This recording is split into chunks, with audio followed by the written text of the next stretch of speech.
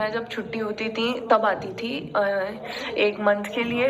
इस टाइप से मैं 3 इयर्स की थी तब मेरे को मतलब जो मेरी बुआ है, मैं जिनको मम्मी पापा बोलती हूँ शिवपुरी में, वो एक्चुअली में रियल में मेरे बुआ और फूफा जी हैं जो मेरे को ले गए थे जब मैं 3 इयर्स की थी, और मैं तब से वहीं पर रह रही हूँ। और मैंने उनको मम्मी पापा ही माना स्टार्टिंग से, वो वही चीज़ बुलवाया उन्होंने कि मम्मी पापा, तो मैं वही बोलती थी। और वैसे मुझे एक चीज़ समझ नहीं आई मैंने ऐसा क्या किया जिससे कि मैंने उनका ट्रस्ट तोड़ दिया, या फिर मतलब क्या कर दिया मैंने ऐसा। मेरे को हर्ट होता है तो मैं शो नहीं करती, बट इसका मतलब ये नहीं कि मेरे को अंदर से कुछ फील नहीं हो रहा या फिर मेरे को बुरा नहीं लगता रह रही हूँ। और मैंने उनको मम्मी पापा ही माना स्टार्टिंग से, वो वही चीज़ बुलवाया उन्होंने कि मम्मी पापा, तो मैं वही बोलती थी और वैसे ही रखा मेरे को बेटी की तरह।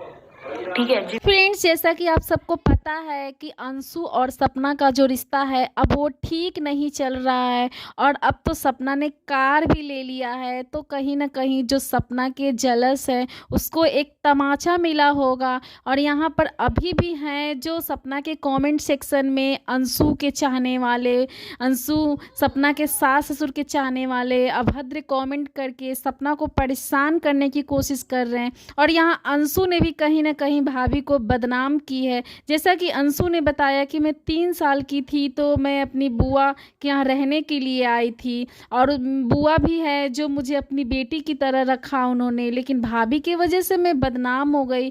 आज सारे रिश्ते ख़त्म हो गए, तो कहीं ना कहीं ये सीधा निशाना अंशु ने सपना के ऊपर ही साधा है। लेकिन आप सबको पता है कि जिसकी सपना के जो मामा ससुर हैं उनकी कोई बेटी नहीं है, सिर्फ अंशु ही है। तो आखिर जो सपना के मामा ससुर के मन में यही चल रहा था उनके प्रॉपर्टी को लेकर, आखिर जिसका इकलौती बेटी रहेगा वो किसी को कैसे दे सकता है। अगर हम में से कोई, आप खुद अपने ऊपर रख के देखो कि हमारी एक बेटी है तो हम उसे किसी दूसरे के यहाँ रहने के लिए क्यों छोड़ेंगे, चाहे वो कितना ही अपना क्लोज रिलेशन वाला क्यों ना हो। लेकिन यहाँ पर सपना अंशु अपनी बुआ के